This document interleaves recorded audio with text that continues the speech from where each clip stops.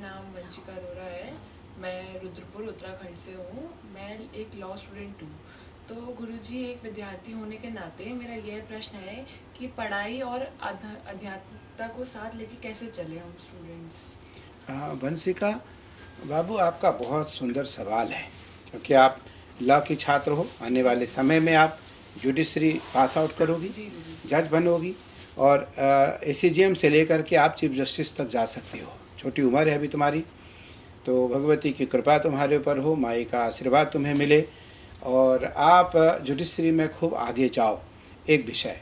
दूसरा विषय आपका है कि हम एक छात्र होते हुए हम धर्म को कैसे समझें, पहचाने, माने बहुत बड़ा विषय है। और निसंदेह ये अमल का विषय है, इसको धारण करने के योग्य हैं। देखो, जब तक व्यक्ति छात्र, क्योंकि सबसे बड़ा देश में अगर कोई साधक है तो वो छात्र है, वो छात्र है। सबसे बड़ी कोई तपस्या है तो वो विद्या अध्ययन है, वो विद्या अध्ययन है। किसी महापुरुष ने लिखा कि विद्या धनम सर्वधनम प्रधानम। विद्या धन जो है वो सारे धनों में प्रधान धन है। और विद्या गुरुणाम गुरु, विद्या गुरुणाम गुरु, विद्या गुरुओं का भी गुरु है। तो राजा स्वदेशे पूजयेत, विद्वान सर्वत्र पूजयेत। विद्या विदेश गमनो विद्या परा देवता। जो छोटे छोटे बच्चे होते हैं, खूब पढ़ लिख करके कोई इंजीनियर, डॉक्टर, जज, IPS, IAS बन जाते हैं, उनके लिए सब साधारण बात हो जाती है।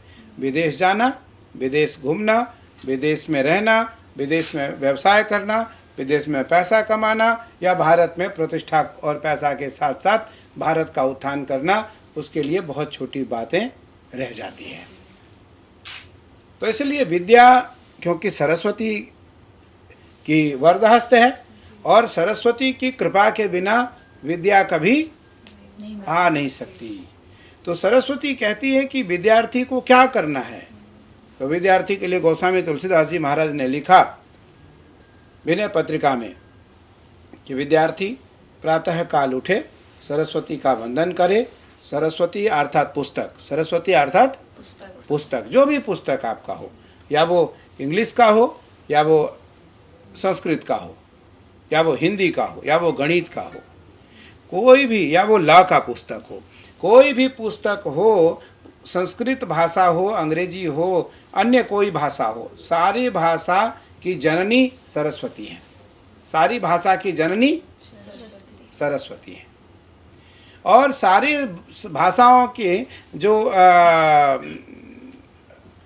जनक हैं वो भगवान शिव हैं, वो भगवान शिव हैं। नृत्तावसाने नटराज राजौ, नृत्तावसाने नटराज राजौ, ननाद ढक्काम नव पंचवारम, उद्धर्तु कामाः सनकादि सिद्धान, एतद् विमर्शे शिव सूत्र जालम। भगवान शिव ने 14 बार डमरू बजाई, 9 और उद्धर्तु कामाः सनकादि सिद्धान, एतद् विमर्शे शिव सूत्र जालम। तो नृत्तावसाने नटराज राजो ननाद ढक्काम नव पंचवारम, 9 और 5 14। भगवान शिव ने 14 बार डमरू बजाई और 14 सूत्र आए। कितने सूत्र आए? 14। आउड़, रिलरिक, आयोच, आयवरट, डण, यमगढ़नम, जबगढ़दस, छपगढ़तव, चटतव, कपय, सर, हल। तो आयुण रिलरिक, आयुण रिलरिक एवं। आप देखो कि भगवान शिव ने 14 बार डमरू बजाए तो 14 सूत्र निकला, और 14 सूत्र संपूर्ण भाषाओं की जननी बनी, संपूर्ण भाषाओं की जननी बनी। तो इसलिए जो छात्र हैं, विद्यार्थी हैं, उसको मुझे लगता है कि सरस्वती को पुस्तक में मान करके पुस्तक का वंदन करना चाहिए, पुस्तक का सम्मान करना चाहिए, और जितना समय हो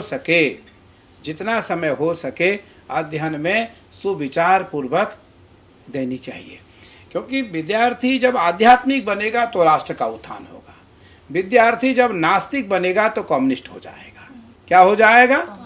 कम्युनिस्ट हो जाएगा, धर्म विरोधी हो जाएगा, धर्म विध्वंसक होगा। इसलिए उस विद्या का कोई लाभ नहीं है। दो हंस होते हैं।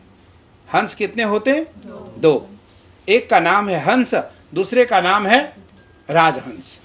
दूसरे का नाम है राजहंस। हंस दूध और पानी को मिला करके हंस को दिया जाए तो हंस दूध और पानी को साथ साथ पी लेता है, उसे अलग करने की क्षमता उसमें नहीं होती है। लेकिन दूध और पानी मिक्स करके मिला करके राजहंस को दिया जाए तो राजहंस दूध को पी लेता है, पानी को छोड़ देता है। तो श्रेष्ठ जो विद्यार्थी हैं उसको वही करना चाहिए कि वो धर्म को साथ लेकर के, परंपराओं को साथ लेकर के विद्या अध्ययन करे और विद्या अध्ययन में राष्ट्र निहित रहे। राष्ट्र निहित रहे। मैं अगर जज बनूंगी तो मैं भारतीय संस्कृति, भारतीय संस्कार का भी ध्यान रखूंगी। ऐसा नहीं है कि मैं जज बन करके मैं परंपराओं को छोड़ दूंगी, मैं नास्तिक हो जाऊंगी। समान भाव रहे, न्यायिक परंपरा में समान दृष्टि रहे, हमारे लिए सब समान होगा, लेकिन धर्म सर्वोपरि होगा। धर्म सर्वोपरि होगा, धर्म से ऊपर कोई नहीं होगा। इसलिए भारतीय संस्कृति जिस प्रकार से हमारे सनातन परंपरा में भगवा ध्वज है और राष्ट्रीय परंपरा में राष्ट्रीय ध्वज है। राष्ट्रीय ध्वज से ऊपर कुछ है नहीं। भगवा परंपराओं में, संन्यास परंपराओं में भगवा ध्वज से ऊपर कोई ध्वज नहीं है। तो इसलिए हमारे लिए राष्ट्रीय परंपराओं में राष्ट्र हमारे लिए सर्वोपरि है, राष्ट्र से ऊपर कुछ भी नहीं है। इसलिए विद्यार्थी अगर आप जज बनोगी तो ये बहुत बड़ी उपलब्धि है लोगों के लिए। आपके घर के लिए तो है ही, आपके परिवार वालों के लिए तो है ही, माता पिताओं को तो यश मिलेगा ही मिलेगा, लेकिन आपके जो मित्र मंडली हैं, आपके जो सहयोगी हैं, आपके जो आसपास के लोग हैं, आपके जो परिचित लोग हैं, उनको भी गर्व होगा कि वंशिका अरोड़ा जो है वो आज जज बन करके हमारे गांव में आई है और हमारे घर से हमारे गांव से एक बेटी जज बनी। तो निसंदेह परंपराओं को धारण करते हुए अगर हम अध्ययन करते हैं, बड़े स्थान पर जाते हैं, बड़े पद पर जाते हैं, तो स्वयं के साथ साथ राष्ट्र, गांव और राज्य का भी हम उत्थान कर सकते हैं।